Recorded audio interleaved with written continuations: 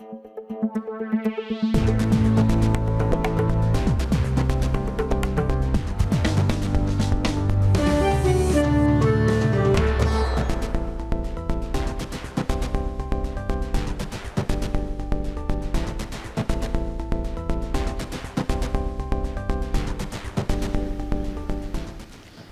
এখন জনপদে পুরো আয়োজন জুড়ে সঙ্গে আছে আমি মেহেরিন অ্যানি।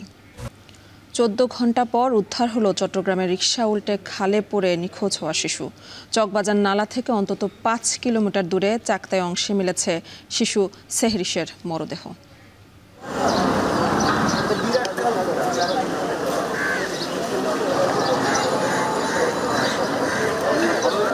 এই নালার সাথে রাস্তার সাথে যখন মিল হয়ে যায় তাহলে রাস্তা তো আর বোঝা যাচ্ছে না। 3 জনই রিকশাওয়ালা সহ রিকশা খালে পড়ে গেছে। পানির স্রোতের কারণে সে ঘুরে যাওয়ার কারণে হাত থেকে ছুটে গেছে, বুকে ছিল।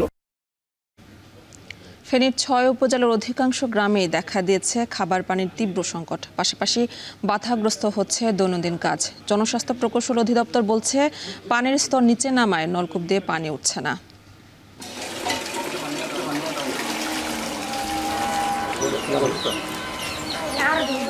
গত 3 মাস যাবত আসলে আমাদের এলাকায় যে নলকূপগুলো রয়েছে এগুলোতে পানি পাওয়া যাচ্ছে না। পুকুরের পানি আমরা খাইতেছি, ব্যবহার করতেছি। গোসলের পানিও নাই, পুকুরের পানি শুকিয়ে গেছে, নদীর পানি শুকিয়ে গেছে। ভূগর্ভস্থ পানিটা আমরা চিন্তা ভাবনা করে ব্যবহার করতে হবে। আমাদের পানির অপচয় রোধ করতে হবে এবং অপ্রয়োজনীয় পানি তোলা যাবে না।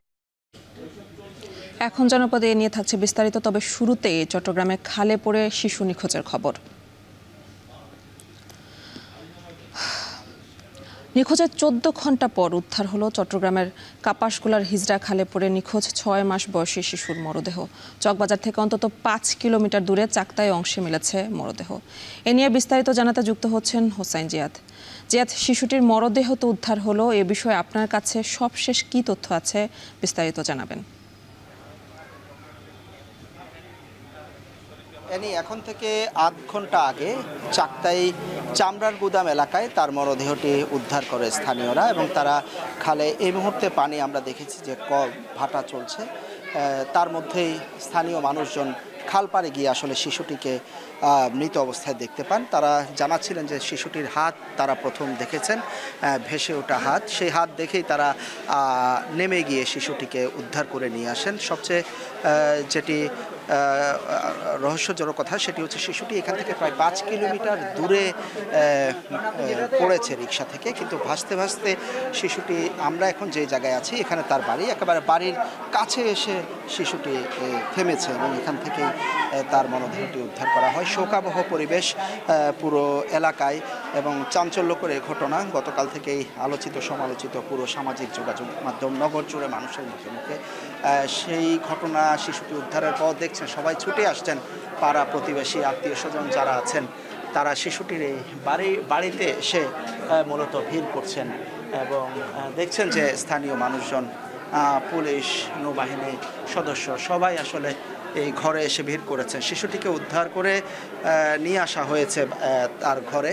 শিশুটি, আমরা নৌবাহিনীর সাথে কথা বলেছি, তারা বলছিলেন যে শিশুটি তার মায়ের কোলে এই মুহূর্তে ঘরে তার মায়ের কাছে রাখা হয়েছে। আত্মীয় স্বজন আসছেন এবং আত্মীয় স্বজনরা, যেহেতু এটি চাঞ্চল্যকর ঘটনা, গতকাল থেকে তাদের আত্মীয় স্বজন সবাই নির্ঘুম রাত কাটিয়েছেন, উদ্বিগ্ন সময় কাটিয়েছেন মানুষরা। এবং শুধু তাদের আত্মীয় স্বজন নয়, আশেপাশে যারা মানুষ আছেন, যারা স্থানীয় মানুষজন ছিলেন, নৌবাহিনী, পুলিশ থেকে শুরু করে সবাই আসলে উদ্বিগ্ন অপেক্ষা করেছেন। এটি বলা যায় যে কিছুটা স্বস্তির যে অন্তত তার মরদেহটি পাওয়া গেল, কারণ দীর্ঘ 14 ঘন্টা ধরে সবাই খোঁজাখুঁজি করেছেন, কিন্তু মরদেহটি পাবেন কিনা সেটি আসলে নিশ্চিত হওয়া সম্ভব হয়নি। সেই কারণেই কিছুটা বলবো যে পরিবারের কাছে অন্তত স্বস্তি, শেষবার তার অন্তত শিশুটির মুখ দেখতে পারবে পরিবার। তবে এটি একই সাথে নগরবাসী ক্ষুব্ধ, কারণ গত কয়েক বছর ধরে আসলে এভাবে ঘটনা ঘটেছে, মানুষ মারা গিয়েছে খালে পড়ে অন্তত 8 থেকে 9 জন মানুষ এই শিশুটি সহ মারা গেল। এবং এর আগে আপনি জানেন যে মুরাদপুর এলাকায় একটি সবজি বিক্রেতা যখন পড়ে যায় তখন তাকে আর আসলে উদ্ধার করা অসম্ভব হয়নি। 4-5 দিন খোঁজাখুঁজি করেও তাকে পাওয়া সম্ভব হয়নি। আমরা একটু উদ্ধার করেছেন যারা, তাদের সাথে একটু কথা বলবো কিভাবে আসলে উদ্ধার হয়েছে, আপনারা কি দেখছেন? বাচ্চাটা ওইখানে চাকতে কালার মধ্যে বেশ আসছে, শুধু হাতটাই দেখা যাচ্ছিল এই 9:30টার দিকে। তখন এখানে খবর পাই আসতে নিয়েছিল সবাই, আমরা সবাই যাই, ওইখানে যাই একজনকে নামাই দিয়ে বাচ্চাটাকে হাতটা ধরে তুলে দেখি, বাচ্চাটাকে তুলে দেখতেছি কি ওই বাচ্চারা কালকে যে ঘটনাটা হয়েছে চকবাজার মধ্যে ওই বাচ্চাটাই কি এখানে এর বাসার পাশেই এই চামড়া মোড়ে ততটুকুই। তারপর তুলে এখানে এর বাবা আসছে, বাবা সহ এখানে নিয়ে আসছে বাসায়। শুনছিলেন যে স্থানীয় মানুষজন যেটি আশ্চর্যের কথা সেটি হচ্ছে 5-6 কিলোমিটার দূরে যেখানে শিশুটি পড়েছিল সেইখান থেকে 5-6 কিলোমিটার দূরে জোয়ারের পানিতে, ভাটার পানিতে ভেসে এসে শিশুটি একেবারে তার বাসার কাছেই চলে আসে এবং বাসার কাছে যে চাকতাই গুদাম এলাকায় তাকে উদ্ধার করে স্থানীয়রা। এই মুহূর্তে পুলিশ এসেছে বাসায় এবং পুলিশ আইনানুগ যে প্রক্রিয়াগুলো রয়েছে আইনানুগ প্রক্রিয়াগুলো শেষ করছে এই মুহূর্তে পুলিশ। আর একই সাথে নগরবাসী আসলে ক্ষুব্ধ, তারা বলছেন যে যেসব খালগুলো রয়েছে, নালাগুলো রয়েছে, সেই খাল এবং নালাগুলোর পাশে রিটেনিং ওয়াল তৈরি, সেই খাল নালাগুলো যাতে বর্ষার সময় অন্তত চেনা যায়, এই ধরনের দুর্ঘটনার মুখোমুখি যাতে নগরবাসীকে হতে না হয়, সেই বিষয়গুলোর দাবি জানাচ্ছেন। চট্টগ্রাম থেকে যুক্ত ছিলেন সহকর্মী হোসাইন জিয়াদ। এদিকে চট্টগ্রাম নগরে জলাবদ্ধতা নিরসনে খাল খনন ও পরিষ্কার পরিচ্ছন্নতার উদ্যোগ নিয়েছে বাংলাদেশ জামায়াতে ইসলামী। সিটি কর্পোরেশনের সঙ্গে সমন্বয় করে বাকলিয়া বিরজা খাল খনন ও পরিষ্কারের মধ্য দিয়ে এই পরিচ্ছন্নতা কর্মসূচির উদ্বোধন হয়েছে। এ নিয়ে বিস্তারিত জানাতে যুক্ত হচ্ছেন কাজী মাহফুজ। খালটি খননে কি পরিমাণ খরচ হবে বলে জানতে পেরেছেন এবং এর যোগান কি জামায়াতে ইসলাম দিচ্ছে কিনা জানাবেন। দেখুন, যখন চট্টগ্রামের জলাবদ্ধতা নিরসন প্রকল্পের কথা আমরা বলছি, ঠিক তখনই আমরা দেখতে পাচ্ছি এই মুহূর্তে চট্টগ্রামের বেশ কিছু নিচু এলাকা জলাবদ্ধতার কবলে পড়েছে। বেশ কিছু নিচু এলাকায় এখনও প্লাবিত গতকালের যে বৃষ্টি হয়েছিল সেই বৃষ্টির পানিতে। সেই জায়গাতে আমরা দেখছি চট্টগ্রামের আসলে বৃষ্টি হলে জলাবদ্ধতার সৃষ্টি, সেটি একটা চিরচেনা দৃশ্য। এবং এই অবস্থা থেকে পরিত্রাণের জন্য 1 যুগ ধরে আমরা দেখছি সিটি কর্পোরেশন, সিডিএ, ওয়াসা সহ বেশ কয়েকটি সংস্থা জলাবদ্ধতা নিরসনের লক্ষ্যে কাজ করে যাচ্ছে।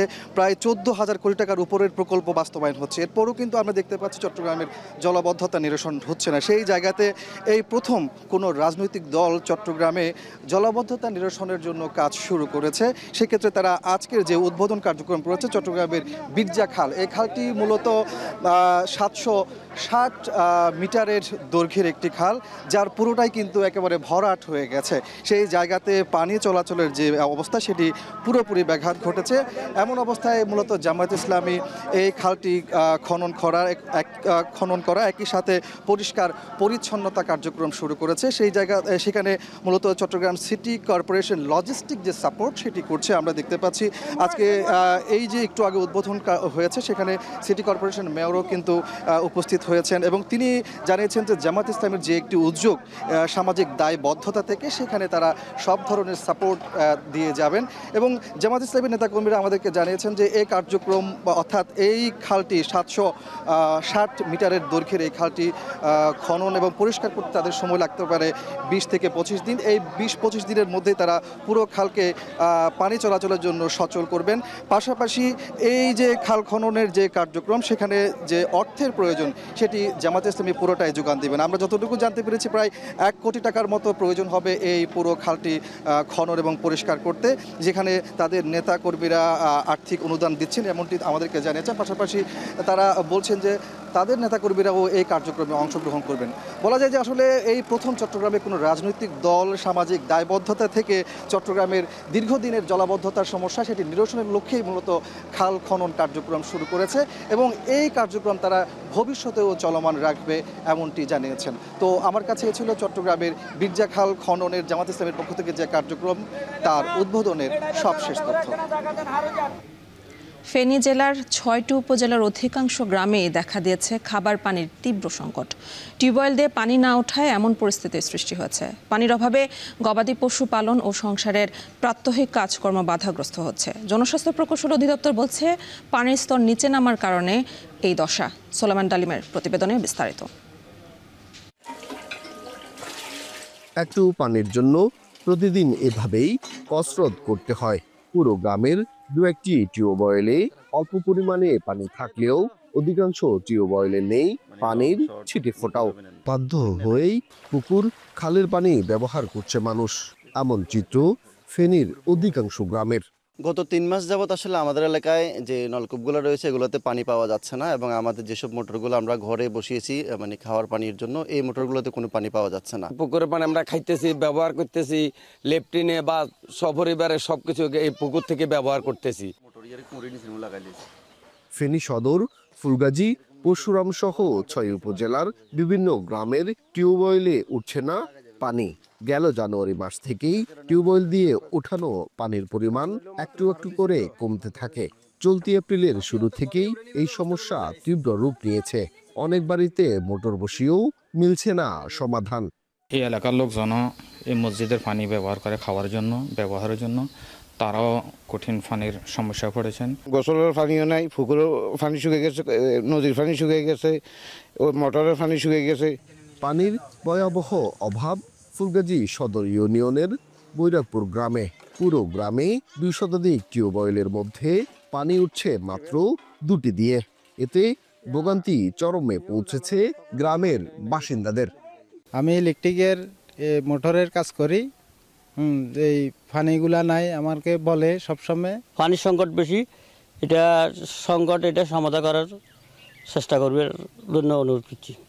এদিকে জনস্বাস্থ্য প্রকৌশল অধিদপ্তর বলছে, পানির স্তর 25 ফুটের বেশি নিচে নেমে যাওয়ায় হ্যান্ড টিউবওয়েলে পানি উঠছে না। সংকট থেকে উত্তরণে ভূগর্ভস্থ পানির ব্যবহার কমানোর পরামর্শ দেন অধিদপ্তরের নির্বাহী প্রকৌশলী। প্রায় প্রতি বছর আমরা লক্ষ্য করতেছি যে পানির লেয়ার 3 থেকে 4 ফিট করে নিচে নেমে যাচ্ছে, এবং এতে করে দেখা যাচ্ছে যে বেশিরভাগ টিউবওয়েলে পানি আসতেছে না। এবং শুধু ফেনীতে না, এই সমস্যাটা আমরা এখন সারা দেশ থেকে আমরা খবর পাচ্ছি যে প্রায় 60 থেকে 70% টিউবওয়েলে এই মুহূর্তে পানি খুব ডিফিকাল্ট। ভূগর্ভস্থ পানিটা আমরা চিন্তা ভাবনা করে ব্যবহার করতে হবে। আমাদের পানির অপচয় রোধ করতে হবে এবং অপ্রয়োজনীয় পানি তোলা যাবে না। তথ্য মতে ফেনীতে গভীর অগভীর মিলিয়ে টিউবওয়েল রয়েছে 1.5 লাখের বেশি, যার মধ্যে 70% অগভীর। এসব টিউবওয়েলের 75 ভাগেই উঠছে না পানি। সোলাইমান ডালিম, এখন ফেনী। ধান, নদী আর খালের ঐতিহ্য মিশে আছে বরিশালের সাথে। তবে দখল, দূষণ আর ভরাটে নগরের অধিকাংশ পুকুর ও জলাশয় বিলীনের পথে, যার কারণে পরিবেশ বিপর্যয়ের পাশাপাশি জলাবদ্ধতায় ভোগান্তিতে নগরবাসী। এ অবস্থায় জলাশয়ের অস্তিত্ব রক্ষায় জরুরি পদক্ষেপ নেওয়ার তাগিদ পরিবেশবিদদের। আর সিটি কর্পোরেশন বলছে, জলাশয় ভরাটে নেওয়া হচ্ছে আইনানুগ ব্যবস্থা। অমিত হাসানের প্রতিবেদনে বিস্তারিত। ছবি তুলেছেন আমিনুল ইসলাম। একসময় বরিশাল শহরকে বলা হতো প্রাচ্যের ভেনিস। নদী, খালবিল ও জলাধারের কারণে ইতালির ভেনিস শহরের সঙ্গে ছিল এমন তুলনা। ভেনিস এখনও নদী খালের শহরে থেকে গেলেও বরিশাল থেকে এসবের অনেক কিছুই হারিয়ে গেছে। অপরিকল্পিত নগরায়নে একটি শহরের প্রাণ পরিবেশ কতটা সংকুচিত হতে পারে তার বড় উদাহরণ বরিশাল। নগরীর 19 নম্বর ওয়ার্ডের হাসপাতাল রোডে পরিবার পরিকল্পনা অধিদপ্তরের আওতাধীন মা ও শিশু কল্যাণ কেন্দ্রের পুকুরের চিত্র। 33% পুকুরের অর্ধেকের বেশি ইতিমধ্যেই ভরাট করে ফেলা হচ্ছে ময়লা আবর্জনা। দূষিত হচ্ছে পুকুরের পানি। দখল, দূষণ আর রক্ষণাবেক্ষণের অভাবে বরিশাল নগরীর বেশিরভাগ পুকুরের অবস্থা এমন বেহাল। পুকুরের যে পরিবেশ সেটা নষ্ট হয়ে গেছে, এবং পানিটাও বর্তমানে নষ্ট হয়ে গেছে, কারণ ওটাকে দৃষ্টি দেওয়ার জন্য কোনো মানুষ আছে বলে মনে হয় না। পুকুরগুলো না থাকার কারণে আমাদের বরিশালের মানুষের জীবন খুব বিপদাপন্ন। বিপর্যয়ের মুখে আমরা পড়তে যাচ্ছি। আমার মনে হয় এই পুকুর জলাশয়গুলো রক্ষায় প্রয়োজনীয় উদ্যোগ নেওয়া প্রয়োজন। 2000 সালের পরিবেশ আইন অনুযায়ী কোনো পুকুর বা জলাশয় ভরাট দণ্ডনীয় অপরাধ। ব্যক্তিগত পুকুর বা দিঘি ভরাট করতে হলে পরিবেশ অধিদপ্তরের অনুমোদন প্রয়োজন। তারপরও একের পর এক জলাধার ভরাট করে স্থাপনা নির্মাণ হচ্ছে। তবে পরিবেশবিদদের অভিযোগ, এ নিয়ে প্রশাসন ও পরিবেশ অধিদপ্তরের দৃশ্যমান উদ্যোগ নেই।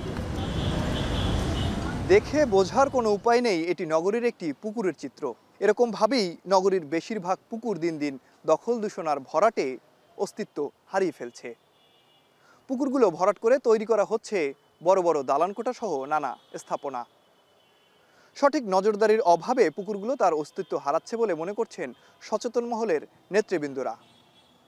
খুব দ্রুত সময়ের মধ্যে নজরদারি বাড়ানো গেলে পুকুরগুলো এখনও টিকিয়ে রাখা সম্ভব বলেও মনে করছেন তারা। বরিশালের খাল বিল জলাশয়গুলি মূলত এগুলি ভরাট করা হচ্ছে এবং এই সুযোগে দুপাশ খালের দুই পাশ ভরাট করা হচ্ছে, জলাশয়গুলিকে ভরাট করতে, এবং আমরা খুব উদ্বিগ্ন। আমরা মনে করতেছি ও কর্তৃপক্ষের যথাযথ উদ্যোগ নেওয়া উচিত এই ব্যাপারে। নদীর সাথে, ল্যান্ডের সাথে এবং পুকুরগুলির সাথে সম্পৃক্ত যে ডিপার্টমেন্টগুলো রয়েছে, সেই ডিপার্টমেন্টগুলো যদি পুকুরগুলো বা নদীগুলো, খালগুলো রক্ষা করার চেষ্টা নেয়, তাহলেই মূলত আমাদের সাথে এই সম্মিলিত উদ্যোগে সেই পরিবেশ রক্ষা করা আমাদের পক্ষে সম্ভব হবে। সিটি কর্পোরেশন বলছে, অনুমোদন ছাড়া পুকুর ভরাটের খবর পাওয়া গেলে ব্যবস্থা নেওয়া হবে। স্থানীয় থেকে যে কেউ আমাদের খবর দেয় যে এই জায়গায় এরকম একটা অবৈধ কাজ হয়েছে, তখন আমরা ব্যবস্থা নিতে পারি। এখন রাতের বেলায় তো আমাদের অফিস বন্ধ থাকে, তখন আমাদের অফিসার তো মাঠে থাকে না, তখন এই সমস্যাটা হয়। এবং বেশিরভাগ ক্ষেত্রে আমরা যতটুকু বুঝতে পারি যে বেশি রাতে তারা কাজগুলো করার চেষ্টা করে, তখন আমাদের সাথে সাথে যে অফিসার আছে তাদেরকে আমরা টিম সহ পাঠিয়ে দিই। 2010 সালের মাস্টার প্ল্যানের তথ্য অনুযায়ী বরিশাল নগরে 436টি পুকুর থাকলেও এখন 200 পুকুরেরও অস্তিত্ব নেই। পুকুর ও জলাশয়ের অস্তিত্ব রক্ষায় দখল ও দূষণের বিরুদ্ধে সমন্বিতভাবে কাজ করার তাগিদ সংশ্লিষ্টদের। অমিত হাসান, এখন বরিশাল। সাভারের ঢাকা আরিচা মহাসড়কে দিনে দুপুরে একের পর এক ঘটছে ডাকাতি ও ছিনতাইয়ের ঘটনা। চলন্ত বাসে অস্ত্রের মুখে জিম্মি করে লুট করা হচ্ছে স্বর্ণালংকার, নগদ টাকা ও মোবাইল। সবশেষ গত 11 এপ্রিল এই মহাসড়কে দুটি ছিনতাইয়ের ঘটনায় যাত্রীদের মধ্যে তৈরি হয়েছে আতঙ্ক। হুমায়ুন কবিরের প্রতিবেদন। সাভারের ফুলবাড়িয়া বাসস্ট্যান্ড থেকে জাহাঙ্গীরনগর বিশ্ববিদ্যালয় পর্যন্ত প্রায় 7 কিলোমিটার এলাকায় দিনের আলোতেই প্রতিনিয়ত ঘটছে ডাকাতি ও ছিনতাইয়ের ঘটনা। Bank town, Shimultala, radio colony ও সিএনবি পয়েন্ট যাত্রীদের জন্য এখন আতঙ্কে পরিণত হয়েছে। এসব এলাকায় চলন্ত বাসে অস্ত্রের মুখে জিম্মি করে মোবাইল, টাকা পয়সা ও স্বর্ণালংকার লুটের ঘটনা ঘটছে অহরহ। সবশেষ 11 এপ্রিল সিএনবি ও পুলিশ টাউন এলাকায় দুটি ছিনতাই হয়। এ সময় যাত্রীদের কয়েকজন আটকানোর চেষ্টা করলে ছিনতাইকারীর ছুরিকাঘাতে আহত হন তারা।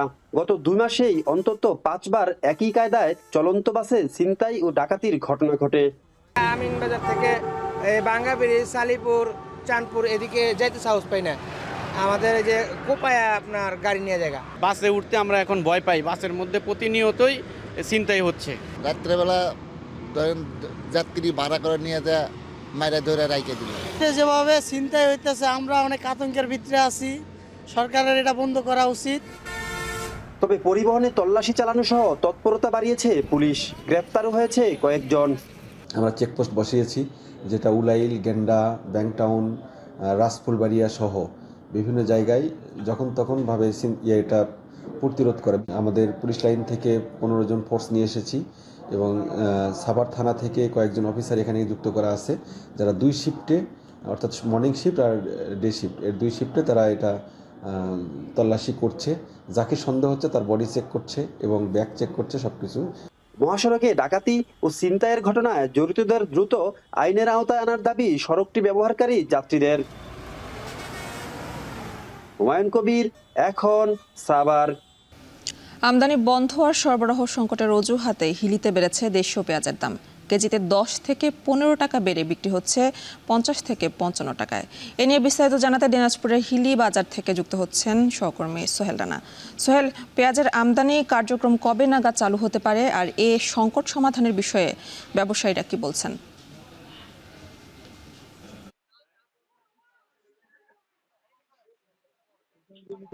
শুরুতে একটু বলি যে আমদানির যে পারমিটের বিষয়টি সেটি সরকারের পক্ষ থেকে বন্ধ করা রয়েছে কৃষকের স্বার্থে, যাতে কৃষকরা পেঁয়াজ উৎপাদন করে সেটি ন্যায্য দাম পান, সেজন্য কিন্তু আমদানিটা তাদের পক্ষ থেকে বন্ধ করা হয়েছে। এবং সেটি কবে নাগাদ খুলবে এটি নির্ভর করবে সরকারের যারা উচ্চ পর্যায়ের রয়েছেন তাদের উপর নির্ভর করবে আসলে কবে নাগাদ এই ইম্পোর্ট পারমিট যেটি রয়েছে সেটি চালু করা হবে। আরেকটি বিষয় আপনি বলেছেন যে আসলে এই সংকট কিভাবে কাটবে, সংকটটি কাটার মূল যেটি কারণ ব্যবসায়ীরা বলছেন সেটি যদি এই সংকট কাটাতে হয় একদিকে আমদানি নির্ভরতা বাড়াতে হবে, নয়তো দেশীয় পেঁয়াজের যে সরবরাহ সেটি কিন্তু বাড়াতে হবে। তবে ব্যবসায়ীরা যেটি অভিযোগ করছেন যে কয়েকদিনের তুলনায় অর্থাৎ ঈদের আগে 20 থেকে 25 টাকা কেজি দরে কিন্তু বাজারে পেঁয়াজ বিক্রি হয়েছিল, সেটি বর্তমানে 50 থেকে 55 টাকা কেজি দরে বিক্রি হচ্ছে। অর্থাৎ আমরা যদি এই দামের ফারাকটি দেখি যে এখানে প্রায় 20 থেকে 25 টাকা কেজিতে দাম বেড়েছে এবং সপ্তাহের ব্যবধানে প্রায় 10 থেকে 15 টাকা কিন্তু দাম বেড়েছে। আসলে দামটি মূলত বারবার কারণ হচ্ছে যারা দেশে কৃষক রয়েছেন কৃষকদের কাছ থেকে বড় বড় ব্যবসায়ীরা কিন্তু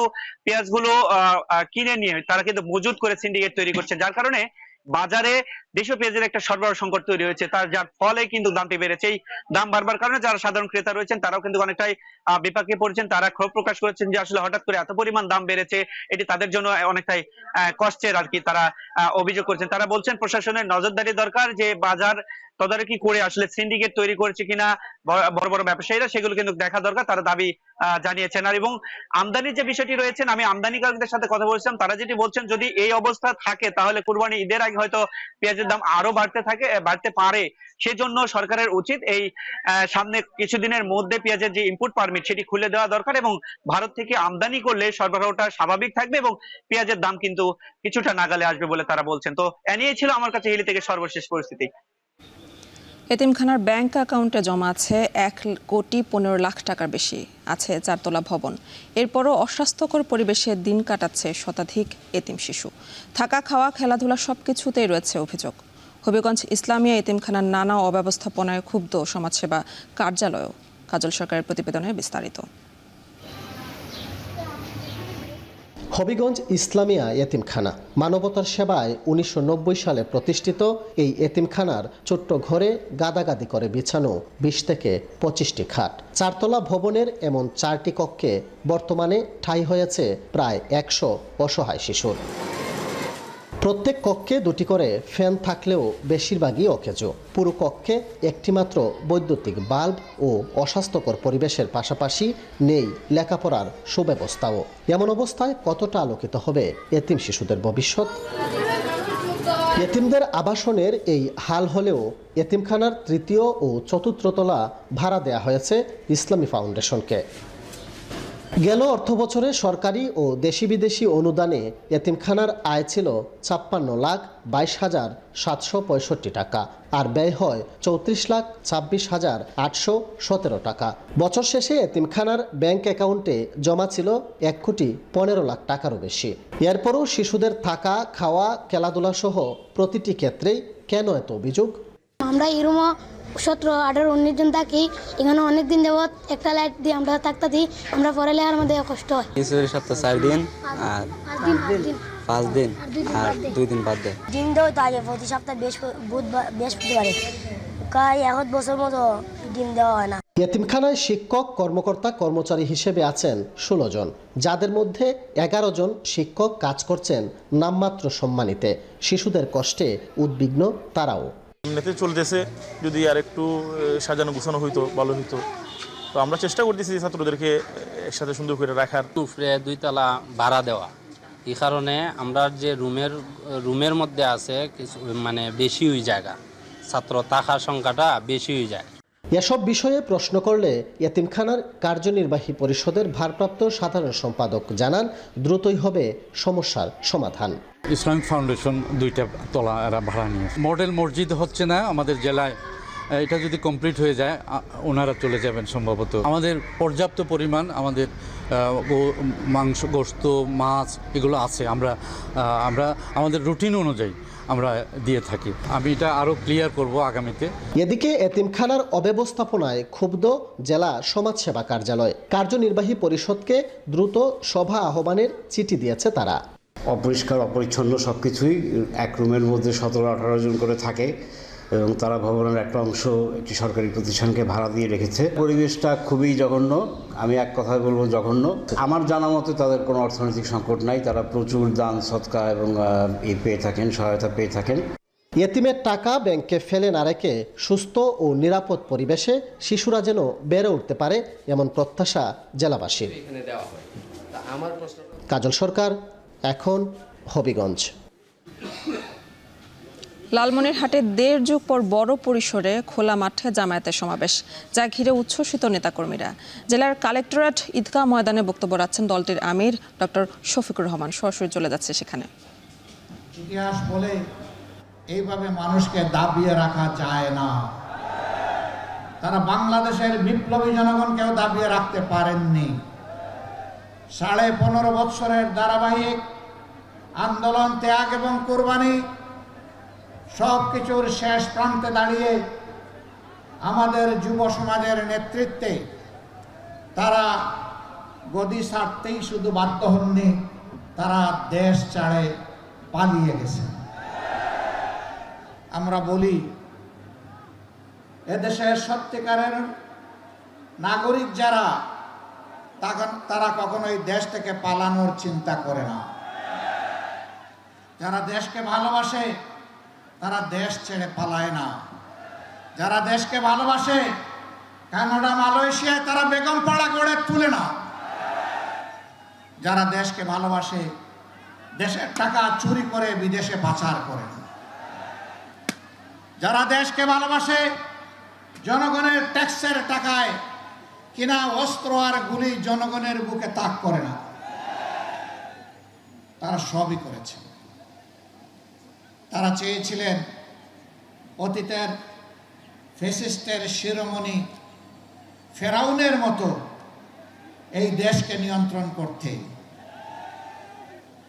আল্লাহ যেভাবে ফেরাউনদের অতীতে বিদায় দিয়েছেন, এদেশেও ফেসিবাদের ধারক বাহক যারা ছিল তারা অপমানজনকভাবে বিদায় নিয়েছে। এমনকি যাওয়ার সময় নিজের সহকর্মীদেরকেও বলে যেতে পারেনি যে আমি অমুক জায়গায় চলে যাচ্ছি। তারা আক্ষেপ করে বলেছে, এমন একটি দল করলাম, নিরাপদে তিনি চলে গেলেন, কিন্তু আমাদের কি হবে তা বলে গেলেন না। এমন রাজনীতি বড় লজ্জার রাজনীতি। এই দল যারা করতেন, সরকারের ইশারা ইঙ্গিতে যারা মানুষের উপর জুলুম করেছেন, আশা করি তারা এখন বুঝতে পেরেছেন জনগণের বিপক্ষে দাঁড়িয়ে কখনো কেউ পার পায় না। আপনারা জানেন, এই সরকার ক্ষমতায় আসার পরে এদেশের 18 কোটি মানুষের উপরেই তাণ্ডব চালিয়েছিল। হবিগঞ্জে পুরোদমে শুরু হয়েছে ধান কাটা। ফসল ঘরে তুলতে সকাল থেকে রাত পর্যন্ত চলছে ব্যস্ততা। এ নিয়ে বিস্তারিত জানাতে হবিগঞ্জের কালারডুবা হাওর থেকে যুক্ত হচ্ছেন কাজল সরকার। কাজল, ধান কাটা তো শুরু হয়েছে, এবারের ফলন নিয়ে কৃষকরা কি বলছেন?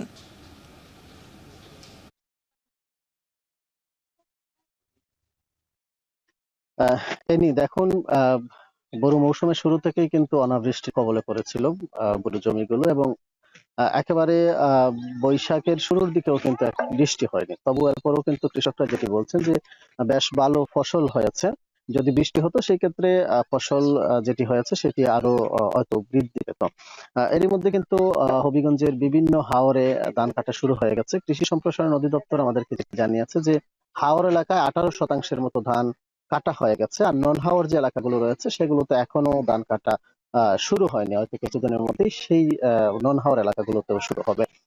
অন্যদিকে আমরা যেটি দেখি যে অন্যান্য বছর কিন্তু শ্রমিকের একটা সংকটের মধ্যে পড়তে হয় ধান কাটার ক্ষেত্রে। এবছর এই সংকটটা আসলে নেই। কৃষি সম্প্রসারণ অধিদপ্তর যেটি বলছে যে এর মধ্যে জেলা জুড়ে 632টি হারভেস্টার মেশিন বিতরণ করা হয়েছে। একই সাথে বাহির থেকে, অর্থাৎ হবিগঞ্জ জেলার বাহির থেকে 20,000-এর অধিক শ্রমিক, ধান কাটার শ্রমিক আনা হয়েছে, যে কারণে শ্রমিকদের যে সংকট, প্রতি বছর আসলে শ্রমিক সংকটে ভুগতে হয় কৃষকদের, এবছর কিন্তু এটি আসলে দেখা যাচ্ছে না। পর্যাপ্ত পরিমাণে শ্রমিক রয়েছে, হারভেস্টার মেশিন রয়েছে, যে কারণে নির্বিঘ্নে ধান কাটতে পারছেন। অন্যদিকে আবহাওয়ার বিষয়টা যদি বলি, এবছর অন্যান্য বছর কিন্তু বৈশাখ মাসে প্রচন্ড খরা থাকে, এবছরও বেশ রৌদ্রোজ্জ্বল রয়েছে, রোদ রয়েছে, আর একটা শীতল বাতাস রয়েছে, যে কারণে বেশ নির্বিঘ্নে ধান কাটা মারাই সবকিছু আসলে করতে পারছেন। এখন যদি হবিগঞ্জের যে হাওর অঞ্চলগুলো রয়েছে, বানিয়াচং, আজমেরীগঞ্জ এবং লাখাই, বিশেষ করে 3টি এলাকার হাওরগুলোতে আসলে আপনি সকাল থেকে একেবারে রাত পর্যন্ত কৃষক কৃষানি যারা রয়েছেন তাদের ব্যস্ত সময় কাটে। ধান কাটা, মারাই, শুকানো বা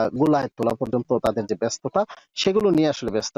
যদি এবছরের বুড়ো আবাদের চিত্রটা একটু বলি, এবছর হবিগঞ্জ জেলায় 23,734 হেক্টর জমিতে বুড়ো আবাদ হয়েছে, আর এর মধ্যে হাওর এলাকাতে 40,953 হেক্টর।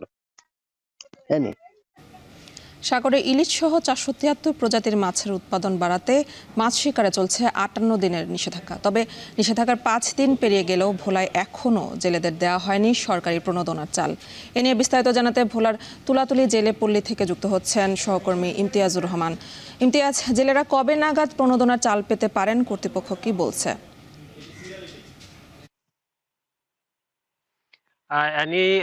গত 15 এপ্রিল থেকে আগামী 11 জুন পর্যন্ত 58 দিন সাগরে সকল প্রকার মাছ শিকারের নিষেধাজ্ঞা দিয়েছে মৎস্য বিভাগ। এই নিষেধাজ্ঞা বাস্তবায়নে মৎস্য বিভাগ, আইন শৃঙ্খলা বাহিনী, জেলা উপজেলা পর্যায়ে তাদের কঠোর নজরদারি অব্যাহত রেখেছে এবং ভোলার যে সকল সমুদ্রগামী মাছঘাট রয়েছে, বিশেষ করে মনপুরা, রামনোয়া, জনতার খাল, চরপেশনের সামরাজ, দৌলত খানের পাতার খাল, এই মাছঘাটগুলোতে জেলেদের মৎস্য বিভাগের নজরদারি জোরদার এবং এই ঘাটগুলোতে যাতে বরফ মিল চালু না রাখা হয়, এই জন্য কিন্তু মৎস্য বিভাগ পর্যাপ্ত ব্যবস্থা গ্রহণের কথাও কিন্তু আমাদেরকে জানিয়েছে। এই সময়টাতে জেলেদের যেই প্রণোদনার চাল বিতরণ করা হয় 40 কেজি, মাসে 40 কেজি করে, প্রায় 58 দিনে 77 কেজি চাল এক একজন নিবন্ধিত জেলে পেয়ে থাকেন। এই চাল কিন্তু নিষেধাজ্ঞার প্রথম দিকে দেওয়ার কথা থাকলেও কিন্তু এখন পর্যন্ত নিষেধাজ্ঞার 5 দিন পেরিয়ে গেলেও কিন্তু এখন পর্যন্ত জেলেরা তাদের প্রণোদনার চাল পায়নি। এতে করে একরকম মানবেতর জীবনযাপন করছে বলেও কিন্তু জেলেরা জানিয়েছে। জেলেরা বলছেন বিগত সময় 65 দিনের নিষেধাজ্ঞা ছিল, 86 কেজি করে চাল তারা বরাদ্দ হওয়ার কথা থাকলেও কিন্তু তাদেরকে দেওয়া হতো 40 থেকে 45 কেজি চাল, তার পরবর্তী চাল কিন্তু তারা পেত না। এবার ভারতের সাথে মিল রেখে সরকার জেলেদের দাবির প্রেক্ষিতে 58 দিন নিষেধাজ্ঞা দিয়েছে মৎস্য বিভাগ, কিন্তু নিষেধাজ্ঞার প্রথম দিকে চাল বিতরণের কথা থাকলেও কিন্তু এখন পর্যন্ত তারা চাল পাচ্ছে না। তারা কিন্তু আরেকটা বিষয় জানিয়েছে, সরকারের নিবন্ধিত কিন্তু 65,000 জেলে তালিকা থাকলেও কিন্তু সাগরগামী জেলে কিন্তু প্রায় 1 লক্ষাধিক জেলে রয়েছে। বিশেষ করে প্রতিটি বোটে, এক একটি বোটে 18 থেকে 20 জন মাঝি মাল্লা নিয়ে সাগরে তারা মাছ শিকারে যায়, কিন্তু এক একটি বোট থেকে প্রায় 2 থেকে 3 জন জেলে নিবন্ধিত হলেও কিন্তু বাকি জেলেরা কিন্তু অনিবন্ধিত থেকেছে এবং এই নিষেধাজ্ঞাকালীন সময় সরকারের যে সকল প্রণোদনা চাল পাওয়ার কথা তারা কিন্তু তা পায় না। অপরদিকে আমি মৎস্য বিভাগের সাথে কথা বলছি, মৎস্য বিভাগ জানিয়েছে স্ব উপজেলায় ডিও দেওয়া হয়েছে, অতি শীঘ্রই কিন্তু জেলেদের মাঝে আগামী সপ্তাহের ভিতরে চাল পৌঁছানোর কথা কিন্তু মৎস্য বিভাগ জানিয়েছে। তবে এই চাল যাতে সুষ্ঠুভাবে বন্টন করা হয়, প্রতিটি নিবন্ধিত জেলে যাতে পেতে পারে, এটা কিন্তু ভোলার প্রায় 7 উপজেলায় যে জেলেদের দাবি রয়েছে। আপনাকে আরেকটা বিষয় জানিয়ে রাখি, শুধু সাগরে যে 65 দিনের নিষেধাজ্ঞা তা নয়, নদীতেও কিন্তু 2 মাসের নিষেধাজ্ঞা চলমান রয়েছে। নদীতে যে সকল নিষেধাজ্ঞার সময় যেই প্রণোদনা চাল তাও কিন্তু এখন পর্যন্ত সকল জেলেরা পায়নি বলে জানিয়েছে। সবশেষে বলা যায় যে জেলেদের সাগরে যে 58 দিনের নিষেধাজ্ঞা চলমান রয়েছে, নিষেধাজ্ঞার চাল কিন্তু এখনো জেলেরা পায়নি। তারা দাবি করছে সঠিক সময় যাতে তাদের চাল বিতরণ করা হয়। তো এই ছিল আমার কাছে ভোলার জেলেপল্লী থেকে সর্বোচ্চ তথ্য। ময়মনসিংহের খুচরা বাজারে 10 কেজিতে 10 থেকে 15 টাকা পর্যন্ত বেড়েছে প্রায় সব ধরনের সবজির দাম। এ নিয়ে বিস্তারিত জানাতে নগরীর মেছুয়া বাজার থেকে যুক্ত হচ্ছেন সহকর্মী ইমতিয়াজ আহমেদ। ইমতিয়াজ, হঠাৎ সবজির দাম বৃদ্ধির কারণ কি, আর এ নিয়ে ব্যবসায়ীরা কি বলছেন জানাবেন।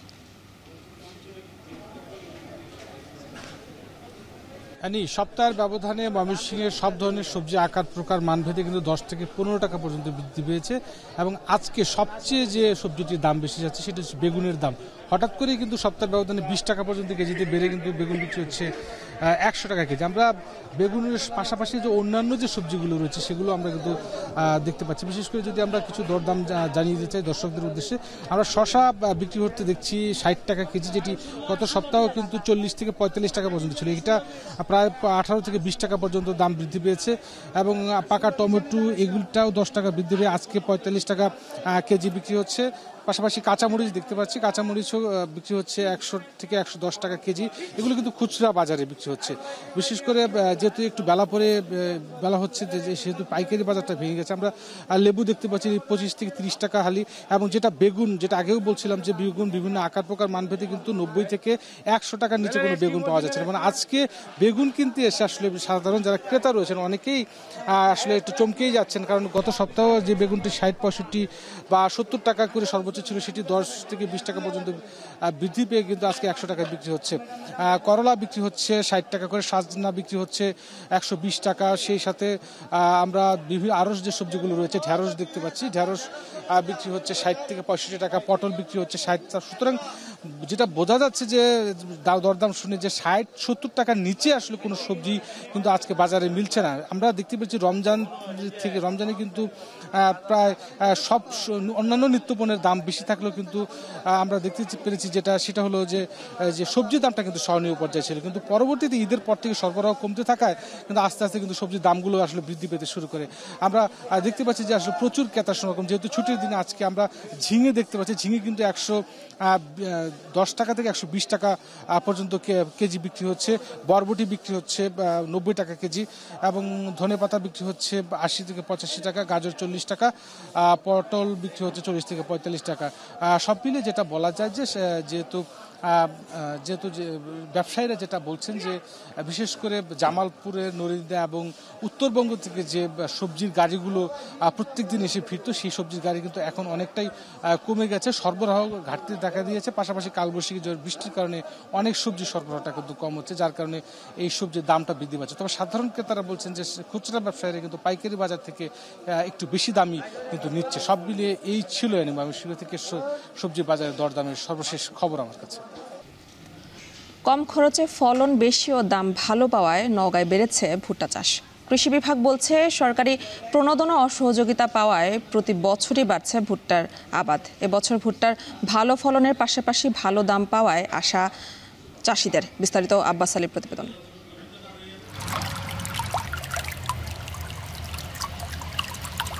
নওগাঁর মান্দা উপজেলার দুর্গাপুর গ্রামের কৃষক খায়রুল ইসলাম নিজের জমি না থাকায় অন্যের জমি বর্গা নিয়ে করেছেন উন্নত জাতের ভুট্টার আবাদ। ফসলের পরিচর্যায় পার করছেন ব্যস্ত সময়। খায়রুল ইসলাম জানান, অন্যান্য ফসলের তুলনায় ভুট্টার উৎপাদন খরচ কম।